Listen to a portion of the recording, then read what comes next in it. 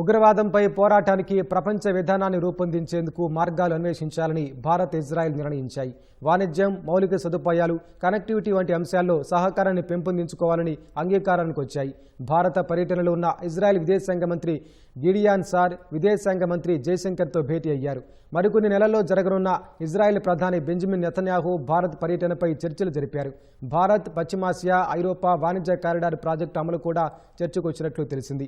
America మధ్యవర్తిత్వాన కుదిరిన Gaza శాంతి ఒప్పందంతో పశ్చిమాసియాలో పరిస్థితులు మెరుగుపడతాయని విదేశాంగ మంత్రి జైశంకర్ ఆశాభావం వ్యక్తం చేశారు. అత్యంత కఠిన సమయంలో కూడా భారత్, ఇజ్రాయెల్ కలిసే ఉన్నాయని గుర్తు చేశారు.